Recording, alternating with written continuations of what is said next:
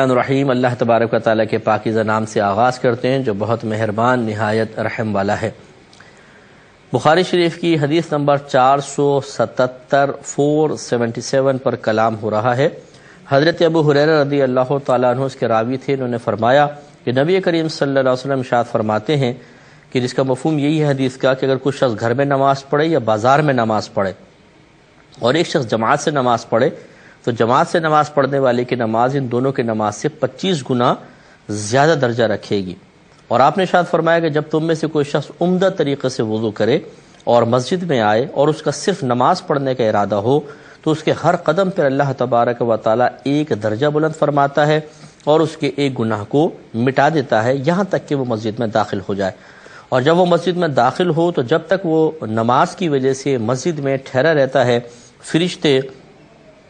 اس کا نماز میں ہی شمار ہوتا ہے اور فرشتے اس کے لیے دعا کرتے ہیں کہ اے اللہ تعالیٰ اس کی بخشش و مغفرت فرما دے، اے اللہ اس پر رحم فرما، جب تک کہ وہ وضو نہ توڑے۔ تو اس حدیث میں دیکھیں ماشاءاللہ بہت ساری باتیں ہیں۔ ہم جماعت کے موضوع پہ کلام کر رہے تھے کہ عند الاحناف حنفیوں کے نزدیک مرد کے لیے جماعت میں حاضر ہونا واجب ہے۔ عاقل بالغ مرد کے لیے عورت پہ جماعت واجب نہیں ہے، عاقل بالغ مرد کو چاہیے کہ وہ جماعت میں حاضر ہو۔ ہاں اگر عورتوں کی بھی جماعت کا اہتمام ہو جیسے حرمین شریفین میں ہے تو پھر عورتیں بھی آ سکتی ہیں، لیکن جہاں نہیں ہے وہاں حتی الامکان عورتیں پرہیز کریں۔ اور ہم آپ کو بتا رہے تھے کہ جماعت اسی شخص پر واجب ہوگی جس کے ساتھ کوئی عذر نہ ہو، اور آزار بہت سارے ہوتے ہیں۔ مثال کے طور پہ مسجد بہت فاصلے پر ہے، انسان حالات خراب ہیں باہر کے، انسان بیمار ہے، یا آندھی ہے، طوفان ہے، شدید بارش ہے، یا ایک شخص نابینا ہے خود چل کر مسجد تک نہیں جا سکتا ہے، اس قسم کے جو آزار ہوتے ہیں ان کی بنا پہ ترک جماعت کی اجازت ہے۔ اور یاد رکھیں کہ جب کوئی عذر کی وجہ سے ترک جماعت کرے گا تو رحمت باری تعالی سے قوی امید ہے کہ اسے مکمل جماعت کا ثواب دے دیا جائے گا۔ اور یہ جو سرکار نے فرمایا کہ کوئی گھر میں نماز پڑھے یا بازار میں نماز پڑھے تو جماعت سے نماز پڑھنے والے کی نماز اس سے 25 درجے زیادہ بلند ہوگی، تو یہ صرف 25 ہی کہنا مقصود نہیں ہے بلکہ کم از کم 25، ورنہ اور بھی بہت سارا ثواب ہے کہ اللہ تعالیٰ کے ثواب میں کوئی ہم شمار نہیں کر سکتے، اتنا اللہ تعالیٰ ثواب دیتا ہے، لیکن 25 گنا کی یہ حدیث موجود ہے۔ اور اس سے یہ پتہ چل گیا، بعض لوگ کہتے ہیں کہ جی اگر کوئی جماعت میں جانے پہ قدرت رکھتا ہے گھر میں نماز پڑھے گا تو کیا نماز نہیں ہوگی؟ جواب یہ ہے کہ نماز تو ہو جائے گی۔ اس لیے سرکار نے یہ نہیں فرمایا کہ جو جماعت میں نماز نہ پڑھے گھر میں یا بازار میں پڑھے نماز ہی نہیں ہوگی، بلکہ فرمایا نماز ہو جائے گی لیکن جماعت سے پڑھی گئی نماز سے 25 گنا درجے میں کم ہوگی۔ تو یہی اس کا بھی جواب ہے کہ اگر کوئی گھر میں نماز پڑھتا ہے، جیسے بعض روایت میں ایسا ہے بھی کہ سرکار نے فرمایا کہ مرد کی نماز مسجد میں ہی ہوتی ہے، اس کا مطلب ہے کامل وہاں پہ جا کر ہوتی ہے، لہذا اگر کوئی گھر میں نماز پڑھے گا تو اگر بلا عذر اس نے جماعت چھوڑی ہے تو گناہگار تو ہوگا لیکن فرض ادا ہو جائیں گے اگر وہ گھر میں نماز پڑھتا ہے تو۔ اس کے بعد سرکار نے فرمایا کہ جب تم میں سے کوئی شخص عمدہ طریقے سے وضو کرے، عمدہ طریقے سے وضو کا مطلب یہ ہے کہ اس میں فرائض جتنی سنتیں ہیں سب کا اچھی طریقے سے دھیان کرے اور بہت ہی اہتمام کے ساتھ کامل وضو کرے تو وہ عمدہ وضو کہلائے گا۔ پھر فرماتے ہیں کہ مسجد میں آئے اور صرف اس کا نماز پڑھنے کا ارادہ ہو۔ معلوم یہ ہوا کہ اگر نیت خالصتاً یہ ہے کہ میں نماز پڑھوں گا تو پھر اس کو یہ فضیلت حاصل ہوگی۔ اگر اور دنیاوی کوئی کام سے بھی جانے کا ارادہ ہے تو بہرحال جتنا اخلاص کم ہوگا، جتنا نماز کا یا اللہ تعالیٰ کی رضا کا ارادہ کم ہوگا اتنا ثواب میں کمی ہوگی۔ اس لیے جب جماعت کے لیے جائیں تو خالصتاً صرف نماز کے قصد و ارادے سے انسان جائے تو فائدہ ہے۔ اور اس میں سرکار نے فضیلت یہ بیان فرمائی کہ اللہ تعالیٰ ہر قدم پہ اس کا ایک درجہ بلند کرتا ہے اور ایک گناہ مٹا دیتا ہے۔ گناہ سے مراد صغیرہ گناہ ہے، اور جو درجہ بلند کرتا ہے اس درجے کا کتنا حجم ہے، کتنا بڑا وہ درجہ ہے۔ درجہ مینس منزل، جنت میں بہت ساری منازل ہیں، یعنی ادنا ترین درجہ جنتی جو ہوں گے نیچے ہوں گے، پھر اس سے اوپر اعلیٰ، اس سے اوپر، جیسے ایک بلڈنگ سمجھ لیجئے آپ، first floor, second, third, fourth, اگر 100 منزلیں عمارت ہے تو سب سے اوپر والا شخص کتنا اوپر ہے۔ اس طرح جنت میں بہت سارے درجات ہیں۔ رحمت کونین صلی اللہ علیہ وسلم نے فرمایا کہ بعض جنتی ایسے ہوں گے جو اتنے بلند و بالا درجوں پر ہوں گے کہ نیچے والے جنتی ان کو یوں جب دیکھیں گے تو اس طرح دیکھ رہے ہوں گے جیسے آسمان پہ تم ستاروں کو دیکھتے ہو، یعنی اتنے بلند درجات. تو معلوم یہ ہوا کہ ہر قدم پر ایک درجہ کتنا اونچا، کتنا بلندی کے لیے اللہ تعالیٰ عطا فرمائے گا، اس کا کیا اس کا سائز ہے، کتنا اس کا مطلب کتنے گز کا ہے، کتنے میٹر کا ہے، کتنے مائلز کا ہے، یہ اللہ ہی بہتر جانتا ہے. تو معلوم یہ ہوا کہ ہر قدم پر ایک درجہ بلند، گناہ معاف. گناہ سے مراد صغیرہ گناہ ہے کہ انسان کے صغیرہ گناہ اس سے معاف ہوتے ہیں. اس لیے بعض اکابرین نے اسی قسم کی حدیث کو بنیاد بنا کے ارشاد فرمایا کہ کوشش یہ کرنی چاہیے کہ انسان اگر اس کے پاس وقت بھی ہو تو ذرا طویل راستے سے مسجد کو جائے تاکہ زیادہ سے زیادہ قدم اٹھانے کا موقع ملے اور اس کے درجے بلند ہو. یا فرمایا لمبے لمبے قدم نہ اٹھائے، چھوٹے چھوٹے قدم اٹھائے. اگر وہ لمبے لمبے قدم اٹھا کر مثلا 2 قدم اٹھاتا ہے تو یا 3 قدم اٹھاتا ہے لمبے اٹھائے تو، اور انہی کو چھوٹا بنا لے تو 6 بن جاتے ہیں. تو کوشش کرے 6 قدم اٹھائے کہ 6 گنا بخشے جائیں گے، 6 درجے بلند ہوں گے. لمبے لمبے قدم اٹھائے گا، 3 اٹھائے تو 3 گنا بخشے گئے، 3 درجے بلند ہوئے. اس لیے ذرا اس کو فضیلت کو حاصل کرنے کے لیے حکمت کے ساتھ انسان قدم اٹھائے تو بہت بہتر ہے. اور سرکار نے فرمایا کہ حتیٰ کہ وہ مسجد میں داخل ہو جائے، اور جب وہ مسجد میں داخل ہو تو جب تک وہ نماز کی وجہ سے مسجد میں ٹھہرا رہتا ہے اس کا نماز میں ہی شمار ہوتا ہے. چنانچہ اس سے بھی معلوم ہوا کہ تھوڑا سا پہلے جا کر بیٹھ جانا بہت ہی اچھا ہوتا ہے. بعض لوگ بالکل قریب ہوتے ہیں لیکن وہ جلدی نہیں جاتے، بلکہ وہ کہتے ہیں یار ابھی تو قریب ہے نا، بس جب جماعت کی کھڑے ہونے کی آواز آئے گی نا تو بھاگ کے اندر پہنچ جائیں گے. چلیں یہ پہنچ جانا بھی بہت بڑی بات ہے، لیکن اگر آپ قریب ہیں تو 5 منٹ 7 منٹ 10 منٹ پہلے جا کے بیٹھ جائیں، اور اتنے بیٹھ کر آپ تسبیحات وغیرہ پڑھ لیں تو مسجد میں بیٹھنے کا ثواب علیحدہ. جب تک بیٹھیں گے گناہ سے بچیں گے وہ الگ ثواب، پھر کوئی تسبیحات وغیرہ پڑھتے رہے، ذکر کرتے رہے وہ الگ ثواب. اور پھر جب تک آپ بیٹھے رہیں گے 10 منٹ بیٹھے تو 10 منٹ گویا کہ آپ نماز میں ہی ہیں. وہی ثواب جو نماز کا ہے وہ نماز کے انتظار کرنے والے شخص کے لیے بھی ہے، تو بہت ثواب ملے گا. اور سرکار فرماتے ہیں کہ اس کا نماز میں شمار ہوتا ہے، اور فرشتے اس کے لیے دعا کرتے رہتے ہیں کہ اللہ تعالیٰ اس کی بخشش فرما دے، اس پر رحم فرما، جب تک کہ وہ وضو نہ توڑے. اس سے بھی معلوم ہوا کہ بعض لوگ جیسے ہی امام صاحب سلام پھیرا نہیں وہ بھاگتے نکل کے ٹوپی وہ پھینکی، وہ گئی ٹوپی اور بھاگے اور جوتی لے کے باہر نکل گئے. جلد بازی کی کوئی حاجت نہیں ہے، کوشش کرنی چاہیے تھوڑی بہت دیر وہاں بیٹھیں. مثلا کم از کم جیسے اکثر مساجد کے اندر یہ معمول ہوتا ہے کہ پہلے نماز ختم ہوتی ہے اور پھر تھوڑا سا ذکر کرتے ہیں، یعنی تسبیحات وغیرہ پڑھتے ہیں، پھر اجتماعی دعا ہوتی ہے، تو کم از کم انسان اسی کا ویٹ کر لے. تو اس کا فائدہ یہ ہوگا کہ جب تک بیٹھا رہے گا اسے پتہ بھی نہیں چلے گا، اور فرشتے اس کے لیے دعائے بخشش و مغفرت کر رہے ہوں گے، اس کے لیے رحمت طلب کر رہے ہوں گے. اور یہ میں پہلے بھی اشارہ کر چکا ہوں، بتا چکا ہوں آپ کو کہ فرشتے وہی کرتے ہیں جن کا اللہ ان کو حکم دیتا ہے، وہ اپنی مرضی سے کچھ نہیں کرتے. اس کا مطلب ہے کہ دعائے بخشش و مغفرت یا رحمت کی دعا حقیقتاً فرشتے کر نہیں رہے، اللہ تبارک و تعالی ہمارے لیے کروا رہا ہے. انہیں گویا کہ حکم دیا گیا ہے کہ میرے حبیب صلی اللہ علیہ وسلم کے امتیوں کے لیے مغفرت اور رحمت کی دعا کرو. تو جب اللہ تعالیٰ دعا کروا رہا ہے فرشتوں سے تو کیا اس لیے کروا رہا ہے کہ وہ دعا رد کر دے، اس کو قبول نہ کرے؟ اللہ کی رحمت سے امید ہے کہ جب وہ فرشتوں کو خود حکم دے رہا ہے کہ میرے بندوں کے لیے دعا کرو تو پھر وہ قبول بھی فرمائے گا. تو معلوم یہ ہوا کہ انشاءاللہ جو مسجد میں اہتمام سے جائے، آداب ملحوظ رکھے، تو ہو سکتا ہے کہ پتہ بھی اس کو نہیں چلے گا اور فرشتے جو ہے اس کے لیے دعائے بخشش و مغفرت کریں گے اور سے گناہوں کا کفارہ ہو جائے گا. لیکن یہ بھی بات اچھی طرح یاد رکھیں کہ مغفرت کا مطلب یہ نہیں ہے کہ انسان جنتی ہو جاتا ہے، بلکہ مغفرت کا مطلب ہوتا ہے سابقہ، یعنی پہلے کیے گئے گناہوں کی معافی یا گناہوں کی بخشش. یعنی جتنا ہم نے پہلے گناہ کیے ہوتے ہیں، بعض اوقات اللہ تعالیٰ جب مغفرت فرماتا ہے کہ مطلب یہ ہے وہ پچھلے سارے صغیرہ گناہ مٹا دیے جاتے ہیں. یہ نہیں ہے کہ اگر وہ مٹا دیے گئے تو جنتی بھی ہو گیا، یہ بخشش و مغفرت کا مطلب نہیں ہوتا ہے. مغفرت مٹانا اس سے ہوتا ہے، مغفرت مینز مٹانا بھی ہوتا ہے، تو گویا کہ اللہ تعالیٰ پچھلے گناہ مٹا دیتا ہے. تو پچھلے گناہوں کا وبال ختم ہو جانا بھی بہت بڑا کمال ہے اور اللہ تعالیٰ کی بڑی کرم نوازی ہے. اس لیے کوشش کرنا چاہیے کہ جب نماز ختم کریں تو حتی الامکان وضو قائم رکھیں، وضو نہ توڑیں، اور آرام سے بیٹھ کے ذکر الہی کرتے رہیں، تسبیحات وغیرہ پڑھیں. جیسے نماز کے بعد آیت الکرسی پڑھنا افضل ہے، سنت بھی ہے. پھر تسبیح فاطمہ پڑھ لیں، 33 مرتبہ سبحان اللہ، 33 مرتبہ الحمدللہ، 34 مرتبہ اللہ اکبر، اور پھر اتنی دیر میں امام صاحب بھی فارغ ہو جاتے ہیں، چلیں یہ دعا ہو گئی تو اجتماعی دعا میں شریک ہو جائیں، پھر مصافحہ وغیرہ کرنا چاہیں کریں، ورنہ پھر اپنے گھر کو روانہ ہو جائیں۔ تو یہ بہت ساری فضیلتوں سے حصہ مل سکتا ہے۔ اور آپ یہ دیکھیں کہ نبی کریم صلی اللہ علیہ وسلم کے وسیلہ جلیلہ سے اللہ تعالیٰ نے اپنے حبیب کے ذریعے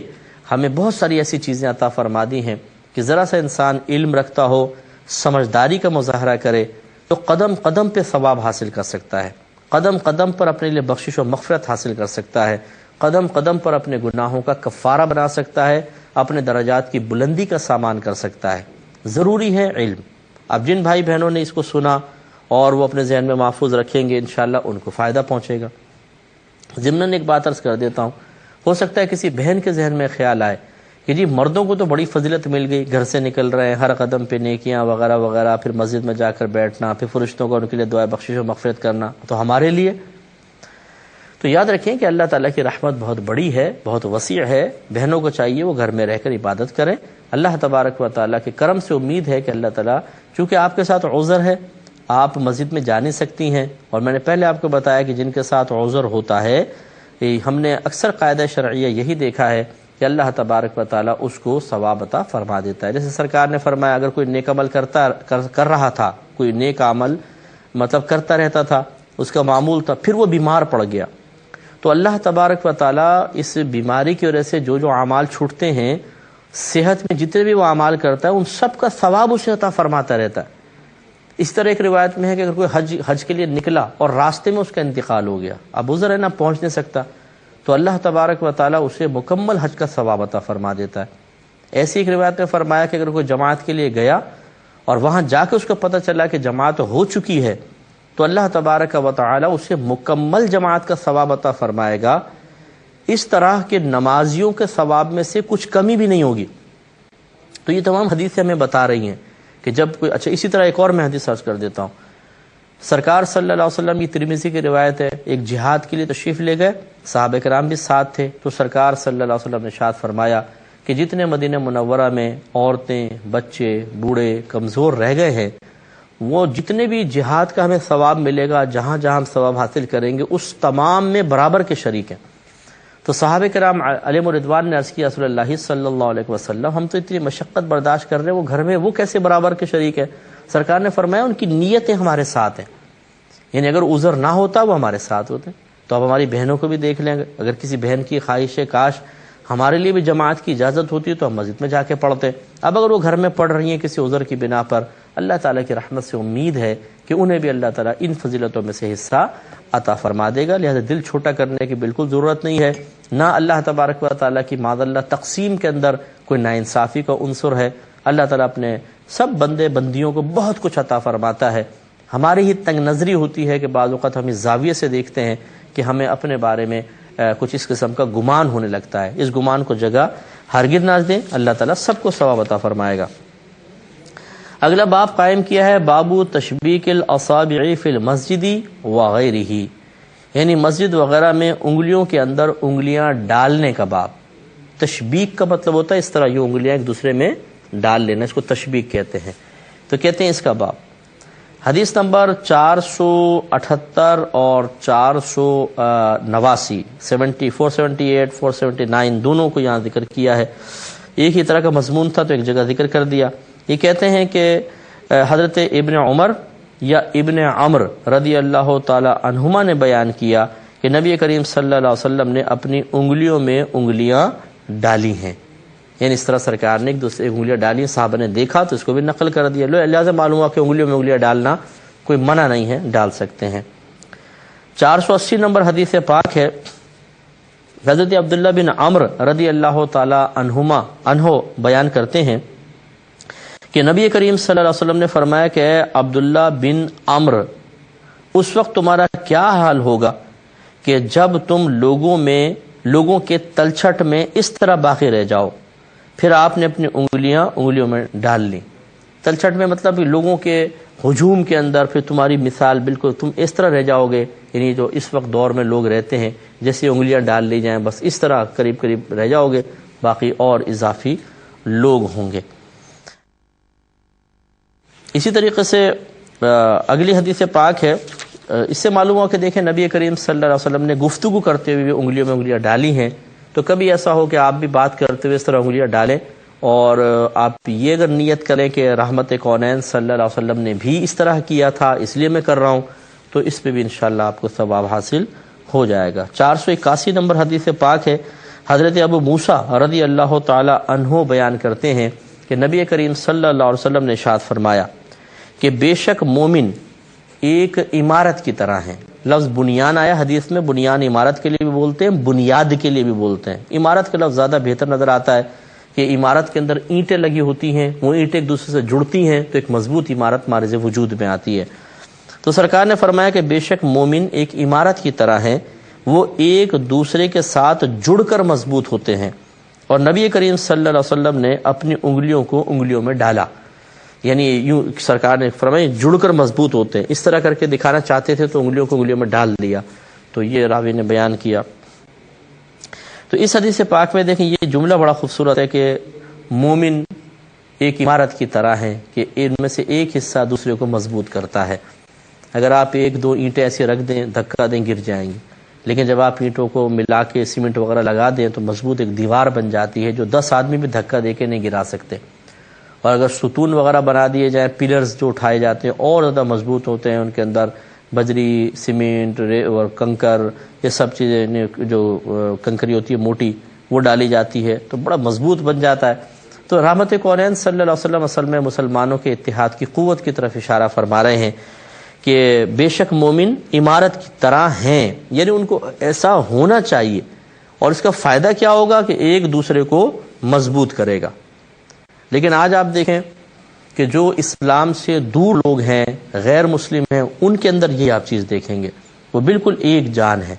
اگر ان کا ایک شہری کسی بھی دنیا کے حصے میں آزمائش میں ہوگا، پوری گورنمنٹ حرکت میں آ جاتی ہے اور وہ اپنے ایک آدمی کے لیے سب کچھ کرنے کے لیے تیار ہیں۔ یہ ان کے اتحاد، اتفاق اور اپنے شہری کی قدر کرنے کی طرف ایک اشارہ ہے، اور وہ قدر و قیمت اپنے شہریوں کی جانتے ہیں۔ ہمارے ملک پاکستان میں یا مسلمانوں کے اندر کہیں پر بھی آپ دیکھ لیں، جو اس وقت معاملہ ہو رہا ہے وہ بڑے خطرناک قسم کا ہو رہا ہے کہ ہم کہیں باہر نہیں جاتے ہیں اپنے، ہم ملک پاکستان میں دیکھ لیں کہ یہاں پر لوگ ایک دوسرے کے ساتھ ملنے کے لیے تیار نہیں ہیں۔ کوئی سیاسی بیس پر ایک دوسرے سے علیحدہ ہے، چلیں وہ تو کہہ لیں آپ کے بھی دنیا دار لوگ ہیں، بالفرض کر لیں کہ دنیا دار کہہ دیں، لیکن جو دینی حلقے اور طبقے ہیں وہ کون سا مل کر بیٹھ رہے ہیں؟ ہمارے آستانے کھل گئے ہیں، ایک آستانے والا دوسرے آستانے والے کو برداشت نہیں کر رہا، حالانکہ تصوف تو پیار کا درس دیتا ہے، محبت کا درس دیتا ہے، وسعت ظرفی کا درس دیتا ہے، دوسرے کی قدر و قیمت کا، دوسرے کی عزت کو پہچاننے کا درس دیتا ہے۔ ہمارے یہاں صورتحال یہ ہے کہ اپنے اپنے آستانے کھولے ہوئے ہیں، ہمارے بڑے کی عزت ہونی چاہیے، بس دوسرے کی عزت چاہے خاک میں مل جائے کوئی مسئلہ نہیں ہے۔ اسی طرح علماء نے اپنے اپنے طبقے بنائے ہوئے ہیں، ادارے اپنے اپنے، مسجدیں اپنی اپنی ہو گئی ہیں، اور عجیب و غریب صورتحال ہے کہ مسلمانوں میں وہ اتحاد اتفاق نظر ہی نہیں آتا کہ جو ہونا چاہیے۔